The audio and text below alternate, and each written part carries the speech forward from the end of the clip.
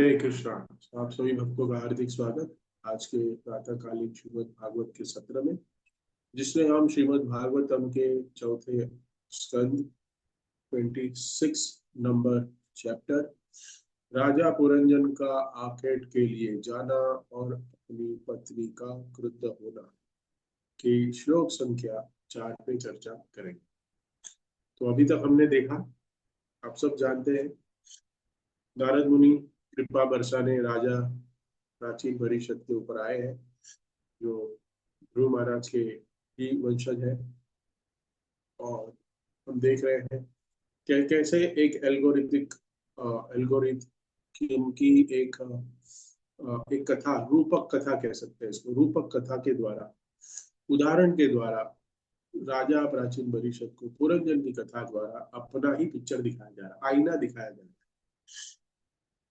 लेकिन जो इसमें एक संबंध दिए हैं अपने शरीर के साथ, अपने इंद्रियों के साथ, तो कहीं किसी भक्त को थोड़ा ये डाउट हो सकता है। डाउट मतलब ये थोड़ी कठिनाई हो सकती है इसको समझने के लिए कि थोड़ा टेक्निकल भी है। तो स्टोरी तो है लेकिन टेक्निकल है।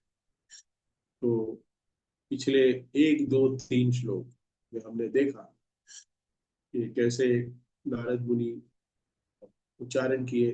3 श्लोक हमने देखे कि कैसे वो जो पुरंजन है वो जा रहा है शिकार के लिए, और वहां पे अपनी इंद्रियों, रथ रथ पे बैठे हुए, रथ को चलाते हुए घोड़े, रथ के ऊपर जो है सारथी, रथ के ऊपर जो है ध्वजा, रथ के ऊपर जो है तीर कमान, ये जितने भी सारे अस्त्र शस्त्र और रथ के 2 पहिए, इन सब के विषय में वहां वर्णन हुआ है। प्रभुपाद ने 3 पेज का तात्पर्य दिया है।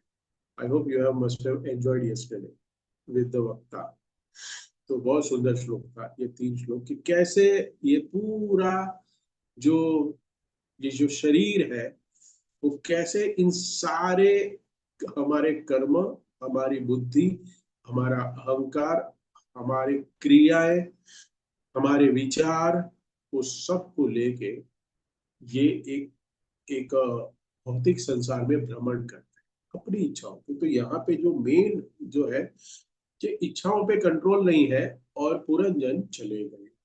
कहाँ चले गए? आखेट, वो शिकार करने गए हैं। तो यहाँ पे जो आज का श्लोक है, चचार मृगयाम तत्र दप्त अत्रे ईशु कामुकः।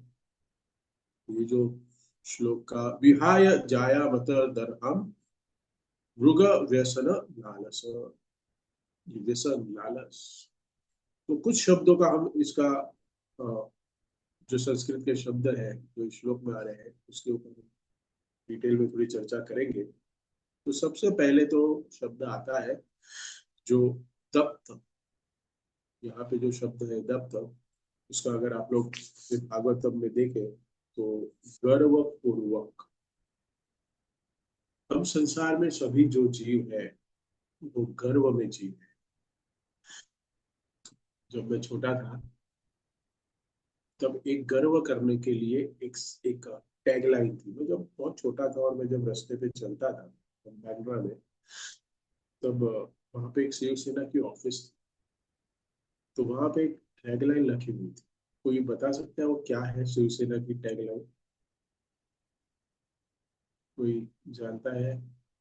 तो आज भी है वो, लेकिन तभी बहुत प्रचलित थी, क्योंकि ये बात है 93 94 95 की। और छोटा स्कूल में बजाने वाला बच्चा, लेकिन मुझे अभी भी वो पोस्टर वो सब याद अंकित है अपने को। लिखा था वो है गर्व क्या, से। गर्व से कहो हम हिंदू हैं। Yes, very good. गर्व से कहो हम हिंदू हैं। गर्व। तो यहाँ पे जो गर्व शब्द आता है, ये जब गर्व हमारे जीवन से होता है तो ये गर्व एक भ्रम है। कहते हैं स्वतंत्र होने का ये जो भ्रम है, ये अहंकार कहा गया, ये गर्व कहा गया, ये हम स्वतंत्र है। तो पुरंजन अत्यधिक अहंकार से काम कर रहा है। वो अहंकारी व्यक्ति है पुरंजन, और वह सोचता है कि मेरा शरीर स्वतंत्र है। मुझे कोई कंट्रोल नहीं कर सकता। और ये भौतिक संसार जो है, ये बिना किसी रोक टोक के लिए मेरे लिए ही बनाया गया है। ये ऐसा जीवन जीना, ये भी एक प्रकार का गर्व है। कैसा? कि ये जो संसार बना है, इस संसार में जितनी भी पंच महाभूत है, और जो मैंने पैसे कमा के कमाया, अभी पैसे कमा के मैंने जो प्राप्त करने की चेष्टा की है, प्राप्त कर भी रहा हूं, इसको भोगना, वो भी एक गर्व के अंतर्गत ही आता है। शिल प्रभुपाद बता रहे हैं इसमें, किसी रोक टोक के, नो रेगुलेशन, नो। पैसा मेरा, घर मेरा, एप्लीकेशन मेरा, क्रेडिट कार्ड मेरे, पत्नी मेरी, बच्चे मेरे, गाड़ी मेरी। आप कौन कौन कहने वाले? ये मैंने इतनी मेहनत से बनाया, आप क्यों बीच में टांग अड़ा रहे हैं प्रभु जी? आप अपनी भगवत गीता रखिए, श्रीमद् भागवतम रखिए, और कहीं दूसरे और के पास जाए। ये गर्व है। क्यों? तो भगवत गीता में भगवान 3.27 में क्या कहते हैं? प्रकृति क्रियमाणानि गुणे कर्माणि सर्वेशा अहंकार विमूढ़ात्मा कर्ता कर्ता प्रमिति बनने से। कहते हैं जीवात्मा अहंकार के प्रभाव से मोहग्रस्त होकर अपने आप को समस्त कार्यों का कर्ता मान बैठता है।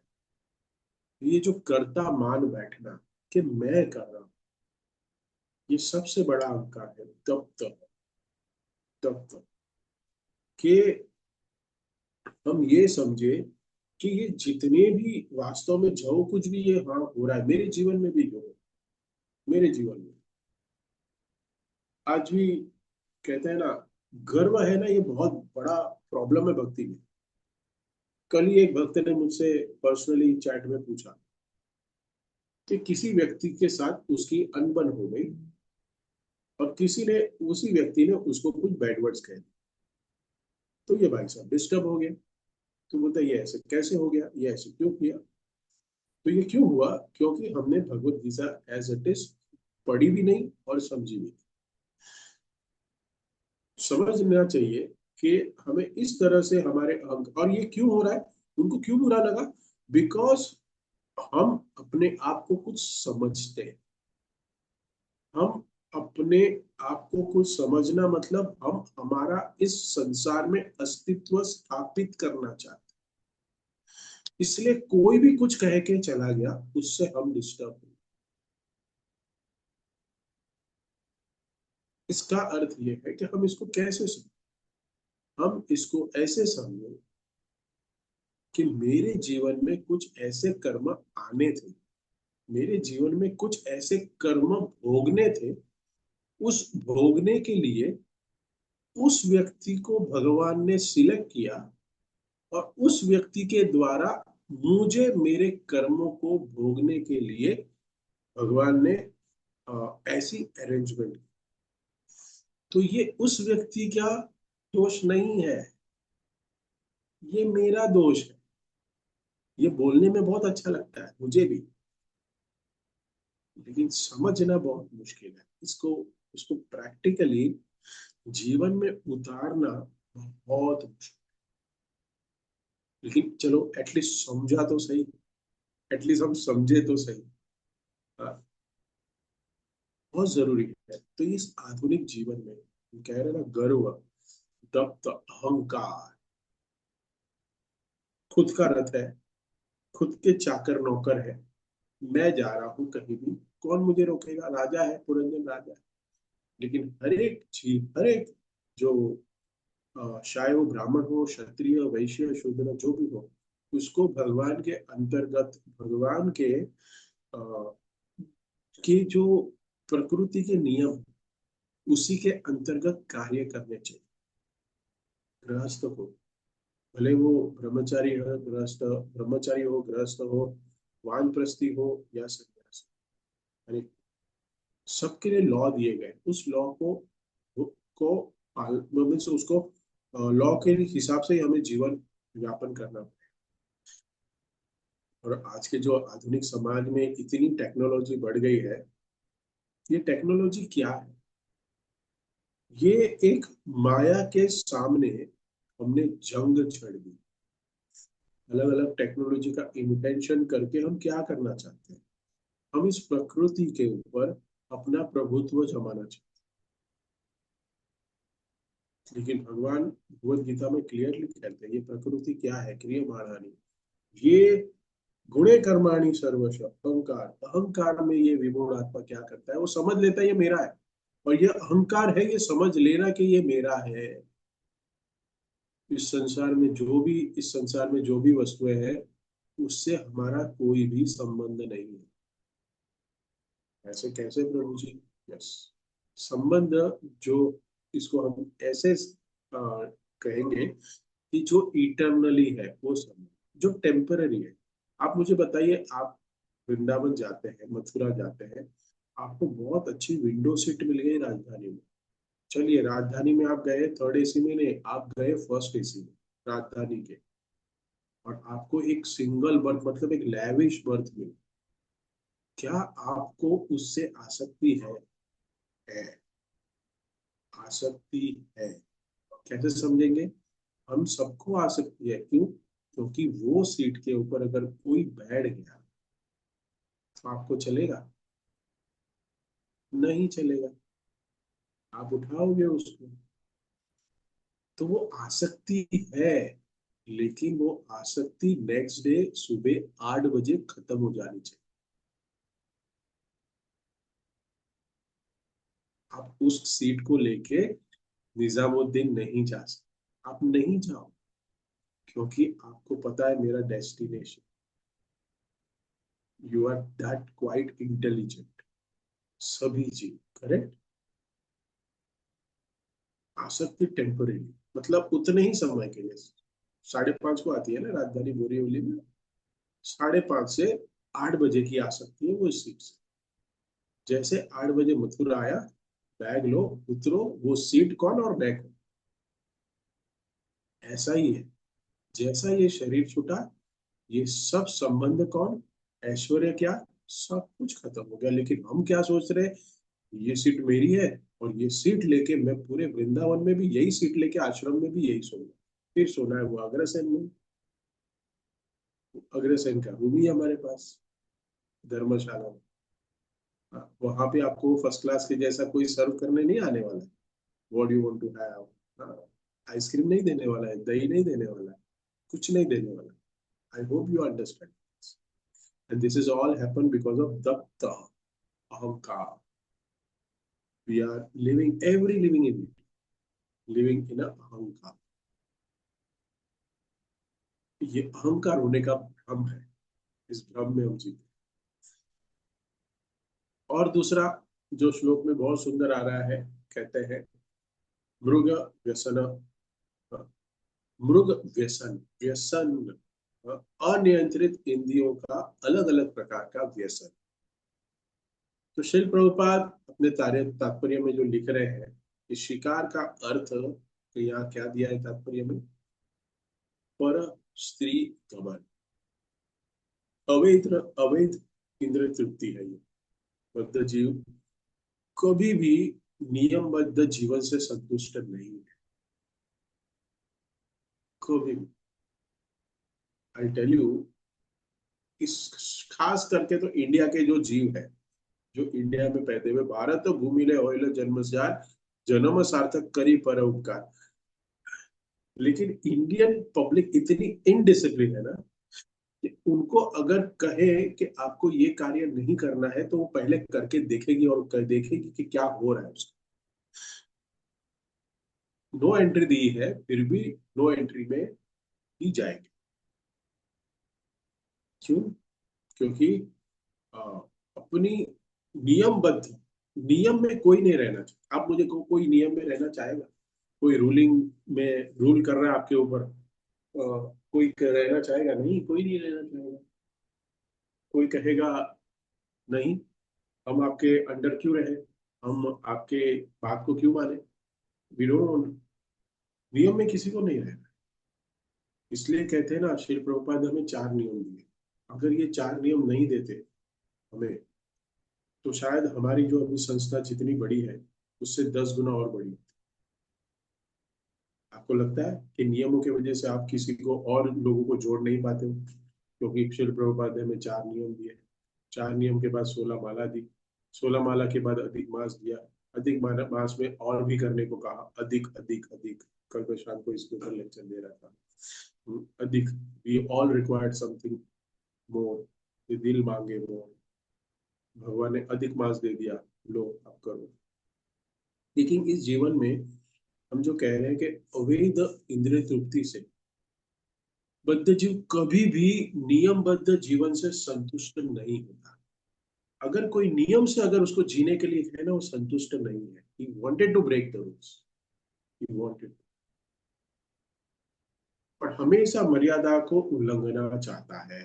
वो क्यों चाहता है? क्योंकि अनियंत्रित इंद्रिया, वासना, और इस वासना अनियंत्रित इंद्रिय का क्या हमें शिल प्रभुपाद भगवद गीता में क्या कह रहे हैं?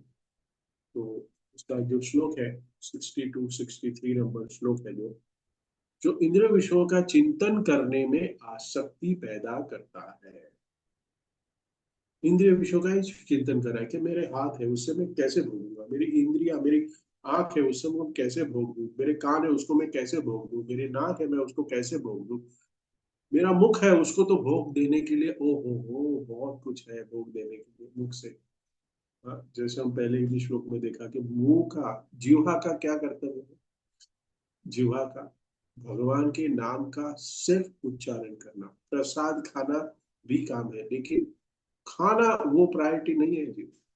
इसलिए मैंने लेक्चर में बताया था, कुछ लोग हैं वो खाने के लिए जीते हैं, और कुछ लोग क्या है, जीने के लिए खाते, जीने के लिए खाना चाहिए। तो गुणाकेश शो का 2 दिन पहले मैं लेक्चर सुन रहा था, उन्होंने बहुत एक अच्छा सुंदर टैगलाइन दी। मुझे लगता है मरने के बाद भी शायद भगवान याद रखा देंगे, ऐसी टैगलाइन कभी कभी ऐसी याद आ जाती है, रह जाती है।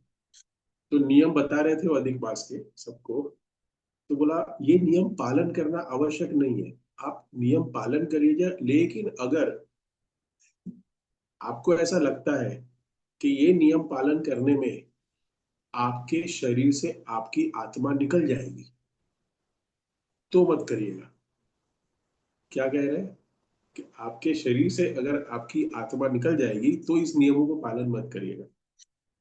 तो नियम को पालन करना भक्ति में बहुत महत्वपूर्ण है। और नियम को पालन हम क्यों नहीं कर पा रहे?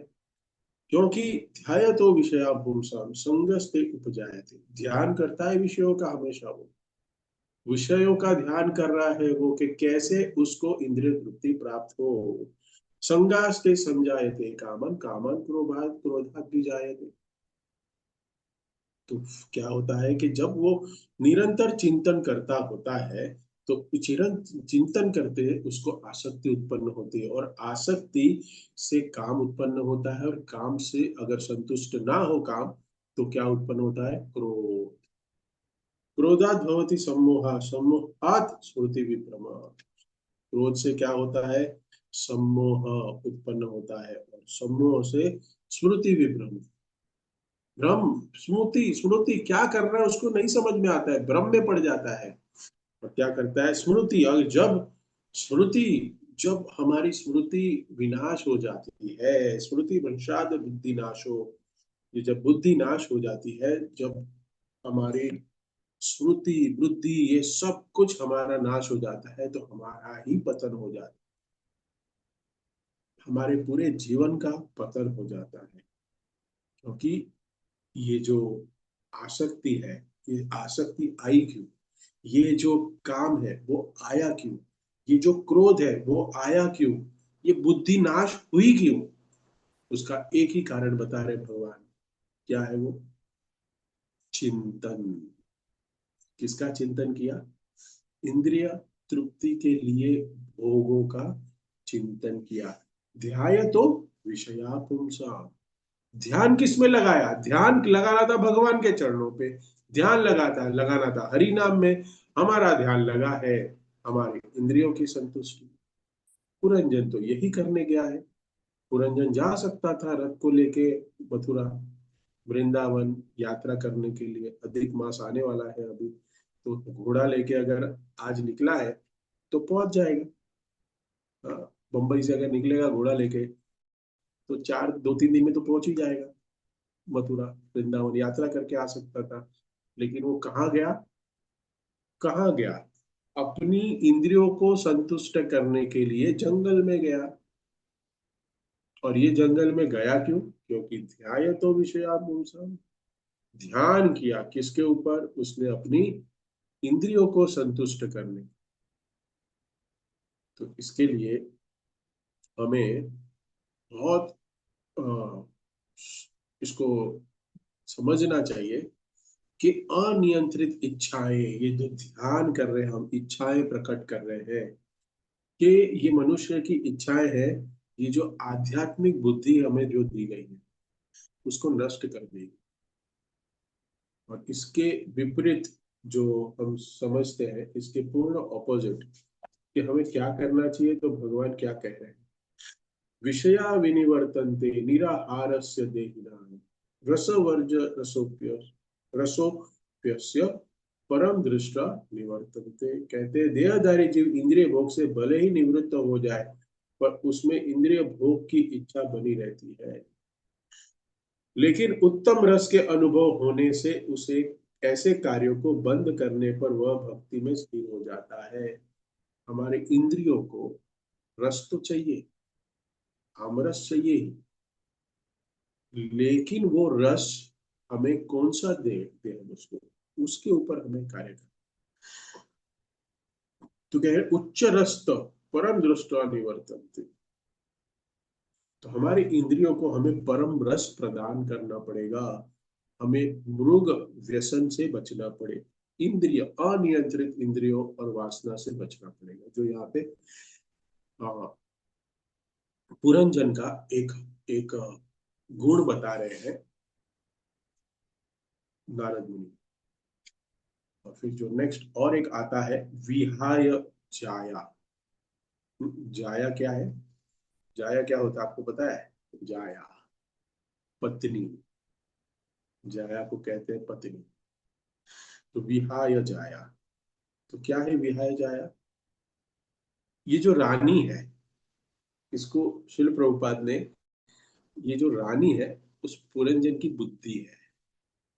रानी, बुद्धि, इंटेलिजेंस। पुरंजन अपनी रानी को पीछे छोड़ देता है, मतलब बुद्धि को घर पे रख के। कहते हैं ना कभी कभी ये अपने घर पे छोड़ गया, ऐसा कभी देखा है? इसकी अक्ल घर पे छोड़ के आ गया। हमने ऐसा यूज किया है ना कभी किसी के लिए? अक्ल क्या बेच खाई है तूने? हाँ, क्या बोलते हैं, अक्ल बेच खाई है। तो वैसे हम कहते हैं ना ये अक्ल घर पे रख के आया है, बुद्धि घर पे रख के आया है। तो कहते हैं कि यहाँ पे जो रानी है इसको बुद्धि का कंपैरिजन दिया गया है। और जब जीव कृष्ण भावनामृत बुद्धि का त्याग कर देता है, जो बुद्धि है सबसे पहले तो हमें उसको भौतिक बुद्धि से कृष्ण भावना भावित बुद्धि बनाना है, और उसके बाद कुछ कारणवश वो कृष्ण भावना भावित बुद्धि को भी त्याग देता है, तब वह भौतिक अज्ञान के घने जंगल में जाता है। आप समझ रहे हैं? अपनी बुद्धि को घर पे रख के गया पुरंजन, और वो कहा जा रहा है भौतिक घना जंगल, इच्छाओं का जंगल। क्या करने जाना है उसको?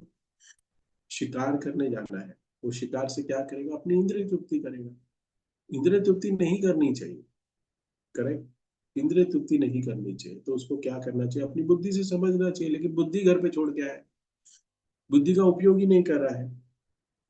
तो इस संदर्भ में हम एक सुंदर श्लोक है जो सेकंड चैप्टर में है ना, पूरी भगवत गीता है, इसलिए भगवत गीता का सार कहा गया है। तो जो इम्पोर्टेंट श्लोक है जिसमें हमें कहा जाता है कि हमारी आध्यात्मिक बुद्धि को कैसे यूज करेंगे, वो श्लोक संख्या है 41। व्यवसायित्मिका बुद्धेरेको कुरुनंदनः बहुशाखाय अनन्तास्य बुद्धियो अवसायी साइना। कहते हैं जो इस मार्ग पर चलते हैं वे प्रयोजन में दृढ़ रहते हैं, जो कृष्ण भावना भावित करना में भावना भावित होना चाहते हैं। आध्यात्मिक स्तर पर चलने वाले बुद्धि वाले जीवों की यहाँ बात चल रही है। और वो कैसे जीव होने चाहिए? एक निष्ठ, ऐसे नहीं कभी आ गए कभी हो गया समय नहीं। जो व्यवसायित्म का बुद्धि, कहते हैं ना, अपने कोई भी बिजनेसमैन है ना, अगर उसको प्रॉफिट नहीं मिलेगा ना तो वो बिजनेस करेगा नहीं। मुझे बिजनेस करना है। मेरे पास एक व्यक्ति 10 दिन पहले मैं मिला उसको। He is running one business related to my business only. He wanted to sell his business. So I saw his capex and opex, ये सब मैंने टर्म्स देखे उसके। उसके टर्नओवर देखा, मैंने देखा। मैंने सोचा, मेरे सर आप तो इतने साल से लॉस कर रहे हैं, so why you are doing this business and now you wanted to sell? Obviously you want to sell because you are not making a profit. आप पैसा नहीं बना पा रहे हो, इसके लिए आप बिजनेस को बेच रहे हो। So why you are doing so many years? He was making a loss for more than 3 to 4 years। जब लास्ट 3 years का मैंने आईटीआर उसका मांगा, मेरे सीए ने, हमने रिव्यू किया, तो he was not making a profit on all. And when I asked him, मैंने उसको पूछा कि आप अगर प्रॉफिट बना ही नहीं रहे थे तो आप बिजनेस क्यों कर रहे हैं? So shocking answer, you know what shocking answer? Sir company में 15 परिवार पल रहे हैं। कितने? 15। One way it is very nice that he wanted to feed, सकते हैं कि लोगों का वो ध्यान रहेगा। लेकिन is this a businessman intelligent? What do you think? No, not at all. As a businessman he is not at all intelligent. भले ही वो कह रहा है कि मैं 15 लोगों को पालूंगा, लेकिन मैंने बोला कि I am not that so great that I can take care of 15 families in my head. I'm not that great. व्यवसायित्मिका बुद्धि, इसलिए क्या कि पुरंजन अपनी रानी को पीछे छोड़ देता है और क्या करता है, कृष्ण भावनामृत बुद्धि को त्याग दे रहा है और इस भौतिक अज्ञान के जंगल में वो खुद जा रहा है। और वो कौन लेके जा रहा है उसको? अपनी इंद्रियां। और ये इंद्रियां क्या चाहती है? भोग। और ये भोग कहाँ से आता है? ध्यान। ध्यायतो विषयापुंसः। हम क्या चिंतन कर रहे हैं पूरे दिन, हमारी क्या लालसा है, उसके ऊपर ये डिपेंड करता है। तो आगे कहते हैं कि जब कोई व्यक्ति शास्त्रों गुरु के मार्गदर्शन पर अपने जीवन को नहीं जीता और उसको ठुकरा देता है, तो वह उसकी बुद्धि रजोगुण और तमोगुण के अधीन हो जाती है। लेकिन जब वो शास्त्र और गुरु को एक्सेप्ट करता है तो वो सतोगुण में अपने जीवनचर्या को बिताता है। तो ये बहुत जरूरी है कि हम इसको समझे कि विहाय जाया, जिस पत्नी से हमने शादी की है उस पत्नी में संतुष्ट रहे।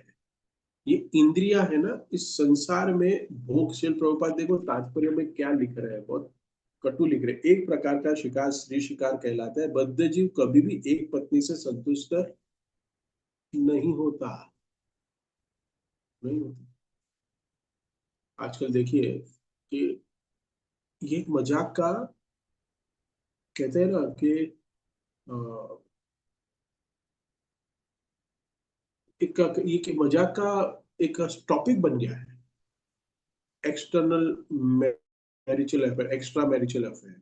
अभी मैं बोर्ड पढ़ रहा था, एक मूवी आने वाली है, पत्नी पति और वो दो।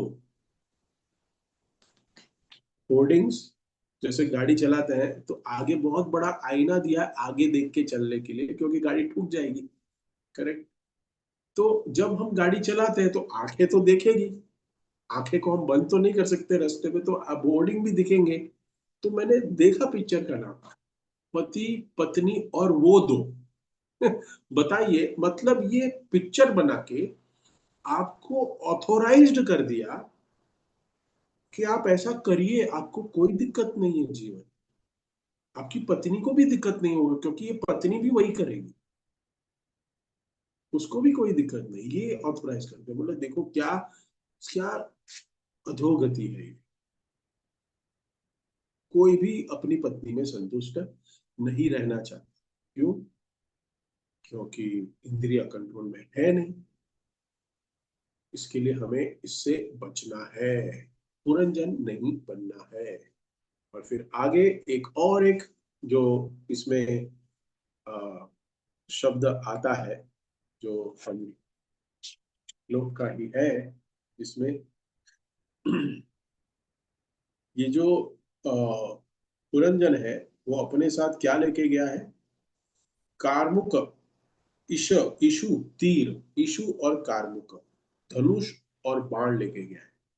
हाँ, इसमें आप देखते हैं कि आतेषु कार्मुक, तो जो फर्स्ट लाइन का लास्ट शब्द है वो है तीर और धनुष लेके गया है। तो भगवान इस भागवतम का इस धनुष और बाण से क्या क्या संबोधित कर रहे हैं कि ये जो धनुष है, ये जो राजा पुरंजन द्वारा उठाया गया ये धनुष और बाण है, वो राग और द्वेष को प्रतीक करता है। किसको? राग और द्वेष। और इस राग और द्वेष जो है ना, वो भगवान कहते हैं कि इस संसार से सभी जीव इच्छा और द्वेष से उत्पन्न द्वंद्वों के कारण पूरी तरह भ्रमित है। इसके लिए इस द्वंद्व, इसको इच्छानुदेश समुत्थेन द्वंद्व मोहेन भारत 7.27, सर्वभूतानि सम्मोहम सर्ग यान्ति परंतप। हे भारतवंशी, हे शत्रु विजेता, समस्त जीव जन्म लेकर इच्छा तथा घृणा से उत्पन्न द्वंद्वों से मोहग्रस्त होकर मोह को प्राप्त होते हैं।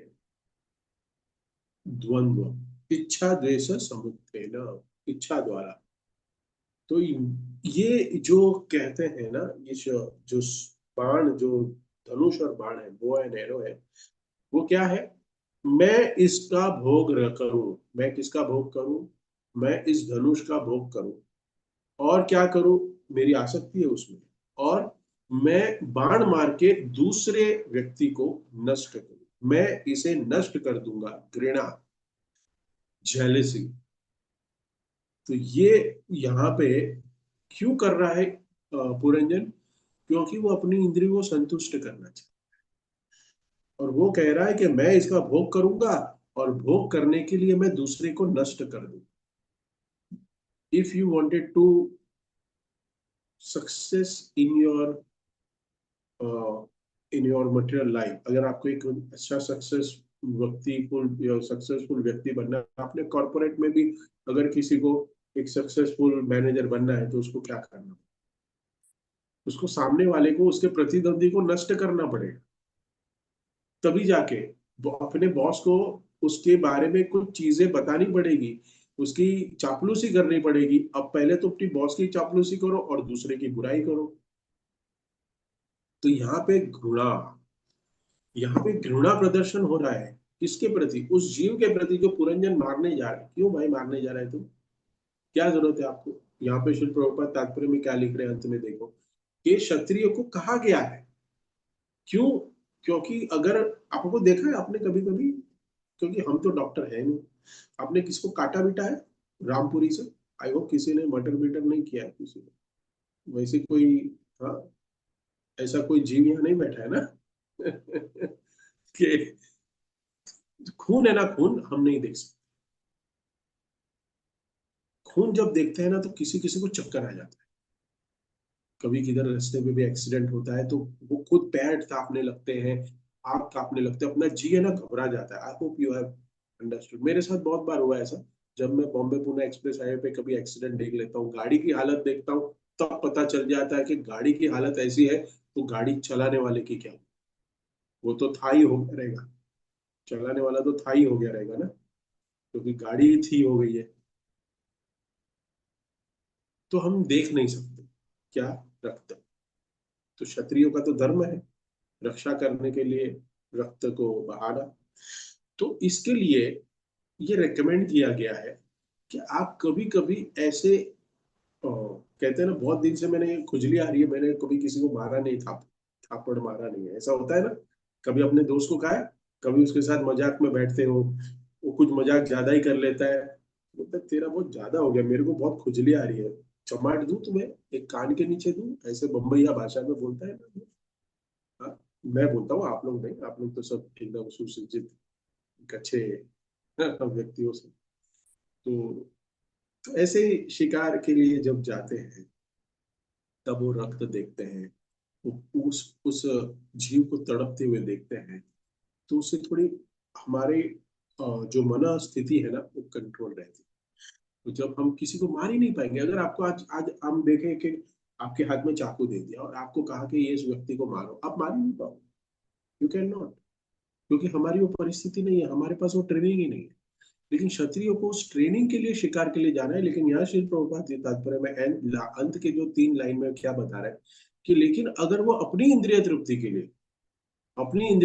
लिए कि उस शिकार को मार के वो खाना चाहता है, तो वो इंद्रिय तृप्ति के लिए कहा गया शिकार, उसका कर्म बंधन लग सकता है, ये कर्म का बंधन बन सकता है क्षत्रिय को भी।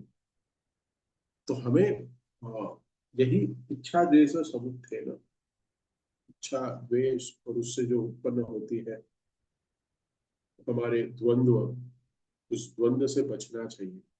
और ये जो द्वंद्व क्या है, खास करके इस श्लोक में जो जो धनुष और बाण को जो प्रेरित करता है, जो उसको उसको उससे हम समझ सकते हैं कि मैं इसका भोग करूंगा, किसका, धनुष और बाण का। और मैं इसका भोग करके मैं सामने वाले व्यक्ति को नष्ट कर दूंगा, क्योंकि मैं उससे घृणा करता हूं, मैं उससे उससे ईर्ष्या करता हूं। तो ये बहुत सुंदर श्लोक है जिसमें श्रील प्रभुपाद इस पुरंजन के व्याख्यान के जो तात्पर्य है, मैं जब ये पढ़ रहा हूँ ना, तो लिटरली आप लोग ने देखा होगा, अनुभव किया होगा, जब मैं पहले दूसरा और तीसरा श्लोक पढ़ा, आप लोग ने भी पढ़े और आपने अनुवाद भी पढ़ा, और लेकिन श्रील प्रभुपाद का तात्पर्य नहीं होता है, तो कुछ समझ में आता,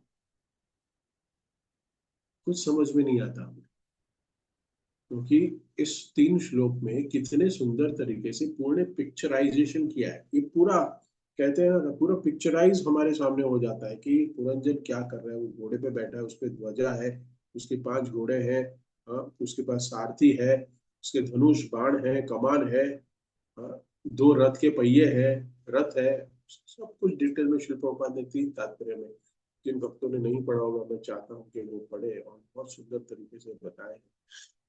तो इंद्रिय तृप्ति जो यहाँ पे है, जो संपूर्ण ये जो इंद्रिय तृप्ति कर रहा है कौन, पुरंजन और हम।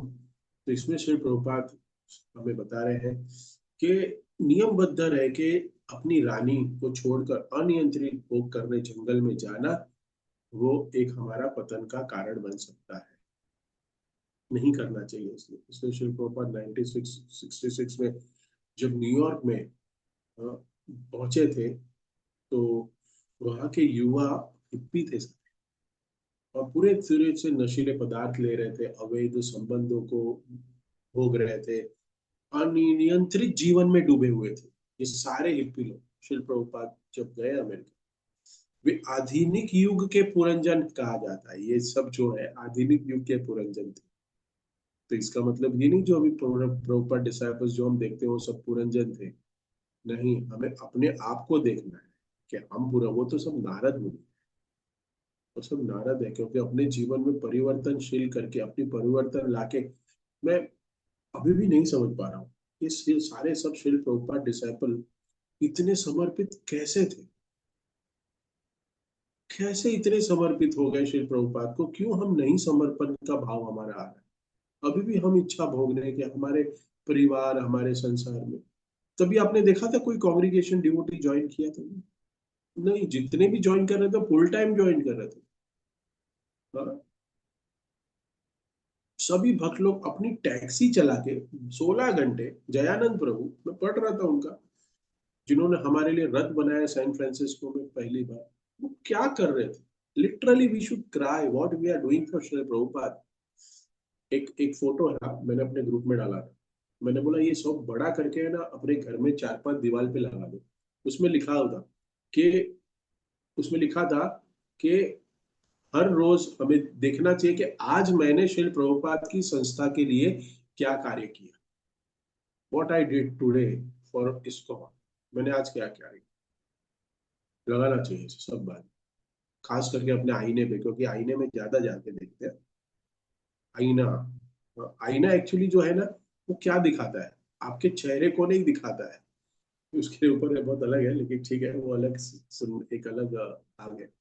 लेकिन कहने का ये जो मैं जो टॉपिक पे था, ये सब लोग इतने डेडिकेट थे। जयानंद प्रभु 16 घंटा टैक्सी चलाते थे, और टैक्सी चला के जो भी पैसा कमाते वो दान पेटी में डाल देते थे, इसको उनको दे देते थे। क्यों भाई? आपकी पत्नी नहीं है, आपका घर नहीं बनाना है आपको, आपको कोई, आपके कोई रिश्तेदार नहीं है, आपको शादी में नहीं जाना है कि शादी में क्या आपको गिफ्ट नहीं देना है। अभी तो शादियों का सीजन है, अभी तो छुट्टियों का सीजन है, क्या आपके ससुराल नहीं जाना है, कोई आपके माँ बाप नहीं है, कुछ नहीं है, आप पूर्ण जीवन समर्पण कर दिए, क्या है भाई? परम पूज्य गोपाल कृष्ण महाराज इतनी बड़ी कंपनी में, इतने बड़े डायरेक्टर पोस्ट पे, अपनी पत्नी होने के बावजूद, अपना बच्चा होने के बावजूद भी, जो पूरी सैलरी है वो शिल प्रभुपाद को दे देते हैं, और शिल प्रभुपाद उसमें से उनकी पत्नी को खर्चे के लिए पैसा देते हैं, और जब नेक्स्ट विजिट में आते हैं उसी खर्चे के पैसे के लिए वो उनसे हिसाब मांगते हैं। बताइए, कमाया पैसा मैंने, आपको मैंने दान दिया, और आपने मुझे कुछ खर्चा करने के लिए दिया, उस खर्चे में भी आप मेरे से हिसाब मांग रहे हो। इसको कहते हैं शरणागति। ऐसे ही भक्त लोग जाते हैं बैक टू गॉड, क्योंकि भगवान को ऐसे ही भक्त चाहिए, भगवान को ऐसे ही भक्त चाहिए गोलोक वृंदावन में, कि कोई भी टिप्पणी किए बिना सेवा करते रहे, और हमेशा दोष दृष्टि ना देखे। और श्री प्रभुपाद ने ऐसे जीव, ऐसे जो आधुनिक पुरंजन थे, ऐसे जीव थे, उन सबको क्या बना दिया, भक्त बना दिया। प्रभुपाद ने उनको कैसे बनाया भक्त? कहते हैं कि उनको उच्च रस का आस्वादन कराया। जैसे हमने सुना, उच्च रस, उच्च रस का आस्वादन क्या कराया, जबकि वो हायर टेस्ट दिया उनको। प्रभुपाद ने उनको डांटा नहीं कि आप क्या कर रहे हो, 4 नियमों का पालन नहीं कर रहे हो, अरे तुम भक्त नहीं हो, जाओ छोड़ो, तुम ये क्या कर रहे हो, हमारी संस्था में तो 4 नियम का पालन करना जरूरी है, अभी मत बनो, आप मत आइए हमारे मंदिर में, ऐसा नहीं प्रीचिंग किया। उन्होंने क्या कहा, उन्होंने श्रील प्रभुपाद ने उसको महामंत्र कीर्तन दिया, प्रसाद दिया, जो नियम को बांध, जो जिस नियमों को वो बंधन में नहीं मानते थे। 4 नियम मतलब वो नियम था ही नहीं उनके लिए, ये जो 4 नियम है उनके लिए वो नियम थे ही नहीं। लेकिन श्रील प्रभुपाद की कृपा से उन्होंने स्वतः 4 नियम को एक्सेप्ट कर लिया। और वो क्यों दिया? क्योंकि श्रील प्रभुपाद ने उनको कीर्तन दिया और हायर टेस्ट प्रसादम खिलाया। तो ये जो पुरंजन है ना, एक उदाहरण याद आ रहा है मेरे को, कार और सड़क। ये जो कार और सड़क, ये कार जो है ना, ये किसकी खरीदी हुई है? हमारी है। लेकिन ये जो सड़क है, ये जो रोड है, वो हमारा नहीं है। समझ रहे हैं आप इस बात को? तो ये अहंकार और मालकीना का हक का भ्रम है हमारा, जो हम पहले चर्चा कर रहे थे कि हमारा अहंकार है। शब्द क्या है? दत्त। यहाँ पे जो शब्द आया है संस्कृत में, श्लोक में, दत्त, अहंकार। सो हमें ये समझना है कि पुरंजन का अहंकार, दत्त, कि यह शरीर और जंगल उसका साम्राज्य नहीं है, जंगल साम्राज्य नहीं है, तो शरीर है शायद उसका, गाड़ी हमारी है, लेकिन गाड़ी हमारी है तो इसका मतलब नहीं कि मैं फुटपाथ पे चला के लोगों को मार दूं, मैं रास्ते पे एक्सीडेंट करते ठहरूं।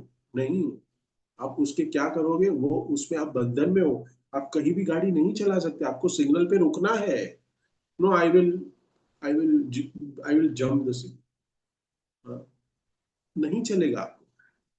तो शरीर मिला है हमारे पास, हमें शरीर दिया है, इंद्रियां दी है, लेकिन उस इंद्रियों के मालिक शायद है, चलो मान भी ले, अरे प्रभु जी मेरी इंद्रिया, मैं मालिक हूँ, ठीक, चलो मान दो, लेकिन उसको उपयोग कैसे करोगे? उसको नियमबद्ध उपयोग करना।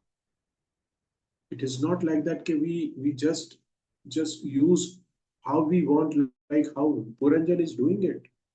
नो, इट इज, ये कैसे होना चाहिए, ये कंट्रोल, मतलब ये गुरु, साधु और शास्त्र हमारे जो जीवन में, हमें जो हमारे सीनियर भक्त हैं, श्री प्रभुपाद है, उनकी किताबें हैं, गुरु महाराज हैं, उनके द्वारा दिए गए इंस्ट्रक्शन से हमारी इंद्रियों का उपयोग करना चाहिए।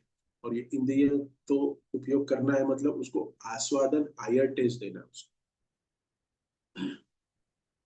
तो ये जो पुरंजन है वो जंगल को अपनी जागीर समझ के चला गया शिकार करने के लिए।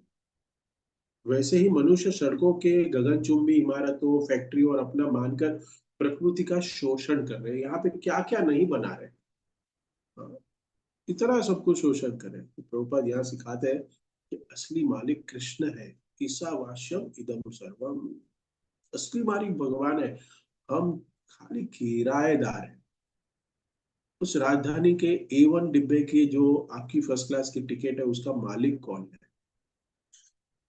रेलवे उसका मालिक है। उस कोच का, उस सीट का मालिक रेलवे है। रेलवे ने सिर्फ आपको भाड़े पे वो जगह दी है 14 घंटे के लिए। कितना? 14 आवर्स के लिए सिर्फ आपको दी है वो।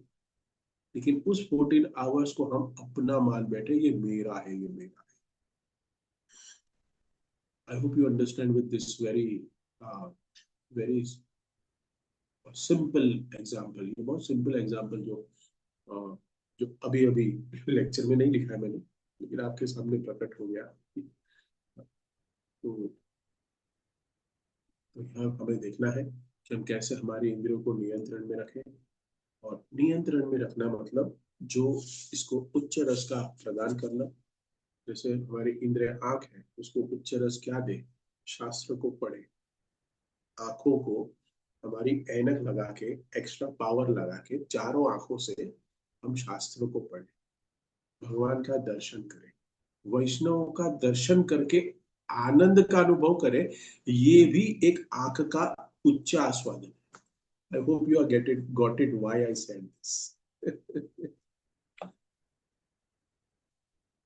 हाथों को भगवान की सेवा में लगाएं। हाथों को भगवान की सेवा में, उंगलियों को सेवा में लगाना। फ्लावर प्लकिंग, मैं 2 दिन पहले लेक्चर पर बता रहा। फूल की सेवा करें, हार बनाने की सेवा करें, पैरों से मंदिर जाए, परिक्रमा करें, कर्णों से लेक्चर को सुने, सुनने के बाद अपने जीवन में उसका अनुभव करें, कुछ उसको इम्प्लीमेंट करें। इसी प्रकार हम समझ सकते हैं कि हम कैसे हमारे जीवन में पुरंजन जैसे जो एक महान, इतने बड़े, महान मैं इसलिए कह रहा हूँ क्योंकि भौतिकवादियों के तरह के प्रोस्पेक्टस से वो he is very great. Puranjan is very great. He is maybe he is idol for everyone, but vice versa, he is not idol for us. तो हमें इससे ही बचना चाहिए।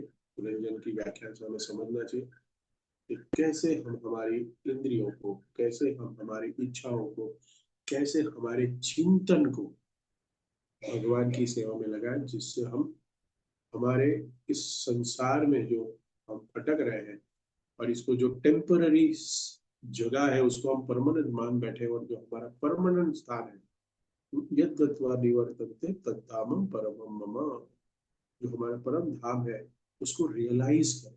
कि जो भक्ति में दृढ़ है ना, वो कौन हो सकता है मालूम है? जो रियलाइज करता है कि there is a spiritual world, the spiritual world exist करता है और मुझे जाना है, ये जो समझ चुका है ना, उसको आत्म साक्षात्कार ज्ञानी व्यक्ति कहते हैं। और वही भक्ति में दृढ़ हो सकता, दृढ़ रहता है। Thank you everyone. आने वाले अधिक मास में आप सबको बहुत बहुत शुभकामनाएं। सब लोग भक्ति के तो चरम सीमा पे है ही। सब लोग अच्छे से नित्यम भागवत सेवया, तोला माला जप करना, प्रसादम को आस्वादन लेना, बुक डिस्ट्रीब्यूशन कर ही रहे हैं, लेकिन ये नाम ही अधिक है, तो थोड़ा सा और अधिक करें, थोड़ा सा और अधिक। क्योंकि शिल प्रभुपाद कहते हैं कि ये दिल मांगे और चाहिए। तो अधिक में हमें ये जो एक्सिलरेट करने को, हमारी भक्ति को एक्सिलरेटर, गाड़ी में एक्सिलेटर होता है ना गाड़ी भगाने के लिए। तो ये जो कलयुग में जो प्रभाव है कलयुग का, वो बहुत ही स्पीड से बढ़ रहा है। तो हमारे पास ये अधिक मास में एक एक्सीलेटर, वो नाइट्रो कहते हैं ना गाड़ियों में। वीडियो गेम तो आप लोग कोई खेलते नहीं होंगे क्योंकि उम्र नहीं रही आपकी अभी वीडियो गेम खेलने की। लेकिन हमारे उम्र में जब हम खेलते थे, कुछ होंगे अभी उम्र वाले हैं कोई वीडियो गेम वाले, तो ये दीपक प्रभु है, दिशा माता जी, पता नहीं खेलते हैं क्या नहीं। मैं ऐसे नहीं कर रहा हूँ, आप लोग खेलो। तो उसमें है ना नाइट्रो होता है, नाइट्रो। क्योंकि इंद्रिय कंट्रोल में नहीं है ना, बच्चा खेल रहा है तो मतलब मेरे को भी दे गेम खेलता हूँ। तो फिर उसमें एक नाइट्रो बटन होता है, नाइट्रो। तो उसमें ना गाड़ी के पीछे है ना एक आग निकलती है, तो गाड़ी ऐसे व्हीली करके भागती है। तो ये जो हमारा अधिक मास है ना, वो भी नाइट्रो ही है। थोड़ी सी कुछ आप भक्ति करोगे, उसका भगवान बहुत बड़ा आपको फल देंगे। फल तो हमें चाहिए नहीं, हमें तो सिर्फ चाहिए वीजा। हाँ, किधर का वीजा चाहिए? अमेरिका का? ओके, मिल जाएगा आपको। हाँ, वीजा चाहिए हमें भगवत धाम गोलोक धाम का। तो यही प्रार्थना करते हैं भगवान से अधिक मास में कि हम सब संग में, उत्साह में, सब लोग एकत्र होके ब्रह्म मुहूर्त में जप करें, शास्त्रों का अध्ययन करें, कुछ अधिक अ, भक्ति करने का प्रयत्न करें। जो भक्त लोग माला नहीं कर रहे हैं वो माला करे, जो भक्त लोग 16 माला कर रहे हैं वो 25 करे, 25 वाला 32 करे, 32 वाला 64 करे, 64 वाला 128 करे, और 128 वाला 192। इतनी माला है। मैं महीने की नहीं बोल रहा हूँ, मैं दिन की बोल रहा हूँ। ये माला है जो भी मैंने बोली, ये दिन की माला है। नहीं तो आप लोग बोलो हो जाएगी बोलिए 192 तो हो ही जाएगी, कुछ भक्त लोग हो सकते, बोला हो जाएगा हो जाएगा। मैं हफ्ते की भी नहीं बोल रहा हूँ, मैं दिन की बोल रहा हूँ, एक दिन। तो अधिक मास में ज्यादा से ज्यादा भक्ति करने का प्रयास करेंगे। और जो हमारा लेक्चर की सेवा है मेरी, वो करते रहूंगा, आपके आशीर्वाद मिलते रहेगा। तो आपके साथ साथ भगवत धाम जाने का मौका प्रदान करिएगा। हरे कृष्ण। जगत गुरु हरे श्री कृष्ण। प्रभुपाद की जय। Thank you everyone. हरे किसी कोई कृष्ण, अपना धन्यवाद। कमेंट, टिप्पणी, प्रश्न, करेक्शन, ऑब्जेक्शन है तो पूछ सकते हैं।